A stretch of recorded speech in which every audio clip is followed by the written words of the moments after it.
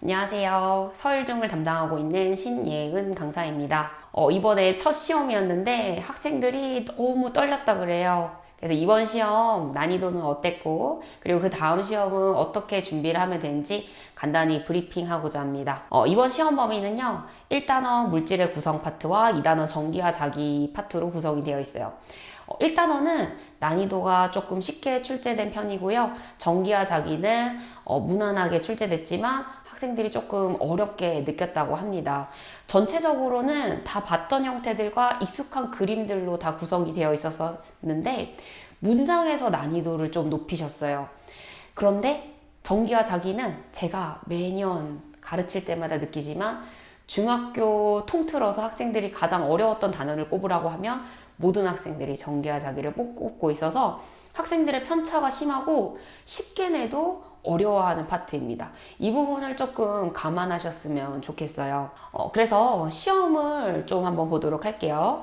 화학에서는 좀 특징적인 부분이 개념적인 부분들을 여러 질문했어요. 보시면 4번 문제인데 금괴는 금이라는 하나의 원소인데 원자라는 단어를 써서 이제 오답을 냈고요. 그리고 또 밑에 보시면 분자가 가지는 성질, 원자로 쪼개지면 성질이 유지되는가 유지되지 않는가, 그리고 저기를 구성하고 있는 원자의 개수, 이런 것들 개념을 묻는 문항들이 많았고 오히려 앙금 파트는 좀 쉽게 출제된 편이에요. 이런 개념적인 부분들, 용어 정리들이 잘 된 학생들은 좀 쉽게 풀 수 있지 않았나 싶습니다. 역시나 학원에서 개념적인 부분들 정말 꼼꼼히 준비시키거든요. 원자, 원소, 분자 같은 것들은 절대로 틀리면 안 된다고 학원에서도 정말 많은 연습을 시키고, 그리고 나올 만한 보기 문항들을 다 저는 준비를 시키고 있습니다. 그리고 보시면 이것이 이제 앙금 문제인데 생각보다 좀 쉽게 출제된 편이에요. 앙금에서는 나올 만한 유형들을 다 분석을 했고, 그리고 또 앙금을 생성하지 않는 이온들 다 암기시키고 있고, 그리고 앙금이 뭐뭐 있는지 이런 것들 다 암기를 해가지고, 또 이온이 전하를 띠고 있어서 정기적인 특성이 나타난다, 이런 부분들 학원에서 다 정리를 한 것들인데 좀 쉽게 출제가 됐습니다. 그래서 화학은 개념적인 부분이 조금 컸던 것 같습니다. 그리고 이제 두 번째는 전기와 자기 파트인데요. 보시면 그림은 그냥 거의 똑같아요. 모든 그림이 화학뿐만 아니고 전기에서도 다 봤던 그림들이 출제가 됐어요. 그래서 학원에서 직전 수업까지 봤던 자료들이 다 그대로 그림이 나와 있어서 학생들이 그림만 봤을 때는 조금 편안함을 느끼지 않았나 싶습니다.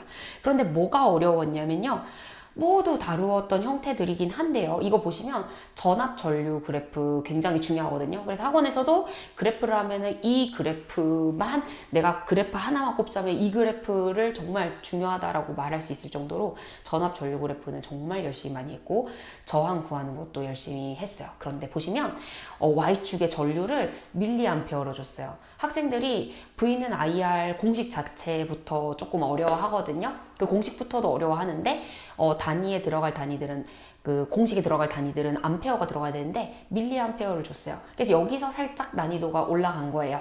네. 이해가 안 되실 수 있겠죠. 단위만 바꿨는데 저도 이해가 안 가거든요. 근데 우리 애들은 그래요. 우리 애들은 암페어, 밀리암페어 이거 자체에 힘들어합니다. 그래서 거기에서 1차적으로 낚인 학생들 있을 거고요. 그리고 또 전압에 대한 전류의 비. 자, 뭐에 대한 뭐라는 것은 중3에서는 정말 많이 써요. 그리고 또 수학에서도 많이 쓰는 표현이라 그래요. 그래서 선행을 꾸준히 한 학생들, 그리고 또 이제 문제를 많이 풀었던 학생들 같은 경우에는 이게 별거 아닌 표현이라고 생각할 수 있지만, 우리 애들 어떤 학생들은 전압에 대한 전류의 비가 전압분의 전류인지를 몰랐다고 인지한 학생들도 있다고 해요. 그러니까 조금 이런 기초적인 문항들, 이런 익숙한 형태가 아니라 이런 표현들이 좀 어색하게 느껴졌던 학생이 있다고 합니다. 하지만 수학에서도 많이 하고 있고 과학에서도 많이 쓰는 표현이기 때문에 꾸준히 학원을 다녔던 학생들은 쉽게 풀었다고 해요. 그래서 여기에서 난이도가 살짝 올라간 거지, 뭐 그림이나 이런 것들은 다 익숙한 형태들이 출제가 됐고요. 그리고 또 보시면 이것도 별거 아닌 것 같거든요. 그리고 사실 별거 아니에요. 근데 생소한 표현들이 나온 거예요. 어떤 표현이 나왔냐면 자기장이 가운데가 가장 세대요. 사실 학원에서는 가운데 얘기할 일이 없죠. 양쪽 극이 가장 센데. 그 양쪽 극이 가장 세다고 했는데 우리 학생들 저거 뭐지? 처음 보는 표현인데 내가 안 배워서 그런가? 이렇게 느꼈을 수도 있을 것 같아요. 그리고 또 리을 보시면 N극이 북쪽을 가리키는 이유 학원에서 다 했습니다. 지구 전체가 하나의 거대한 자석이기 때문에 북극이 S극이다. 그래서 그쪽을 향해서 N극이 가리키고 있단다 얘들아. 이렇게 다 얘기를 했는데도 둥글기 때문이다? 생소하잖아요. 생뚱맞는 표현이에요. 이런 생뚱맞는 표현들을 써가지고 내가 안 배운 건가? 이렇게 느낀 애들도 있다고 그래요. 그래서 이런 생소한 표현들 때문에 난이도가 조금 올라갔다고 생각을 합니다.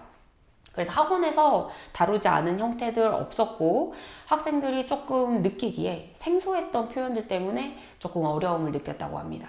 그리고 또 정기화 자기는 모든 학년을 통틀어서 학생들이 굉장히 단순하게 내도 어려워한다라는 거. 그래서 학생들이 정기화 자기를 유독 어려워해서 거기에 따른 개개인의 편차도 심한 파트예요. 자, 그럼 1학기 중간고사는 이제 끝났는데 기말고사가 남았잖아요.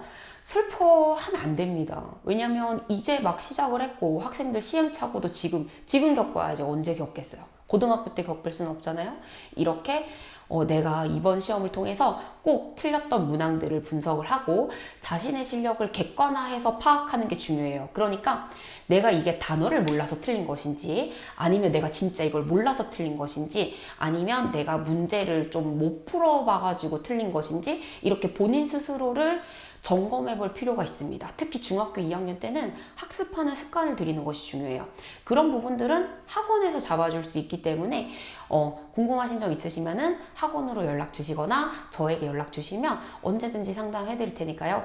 혹은 학부모님들이 그런 부분들을 잡아주셔도 좋을 것 같습니다. 그리고 남은 시간 동안 잘 준비를 해서 어쨌든 A는 나와야겠죠. 그러니까 최고득점을 목표로 해야겠습니다. 그럼 저는 수업을 어떻게 진행하고 있냐면요. 1회부터 3회차에는 개념 밀착 정리를 하고 있어서 학교 기출을 이때 미리 맛보기를 합니다. 그리고 이때 교과서 정리도 같이 하고 있어요. 학생들 미리 교과서 정리하면서 개념적인 부분들을 탄탄히 다질 수 있는 수업을 하고 있고요. 그리고 4회 혹은 5회까지는 파이널 정리라고 해서 이때는 필수 개념들 그리고 학생들이 놓칠 만한 부분들 그리고 정말 중요한 부분들을 다시 한 번 더 정리를 하면서 모의고사를 풀게 돼요. 그러면서 실전 유형들을 조금씩 이제 늘려가는 거죠. 그리고 마지막 파이널 때는 직전 수업 타임셋 모의고사와 함께 학생들 놓칠 만한 부분들을 요점 정리하면서 내일 있을 시험을 잘 준비시키고 있습니다. 이번 중간고사 학생들이 조금 어려웠을 거예요. 제가 이번에 평균을 봤거든요.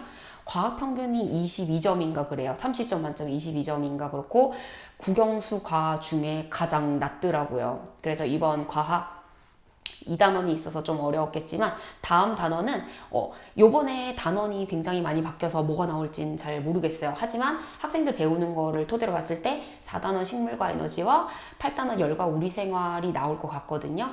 저도 미리 준비를 잘 해놓고 있겠습니다.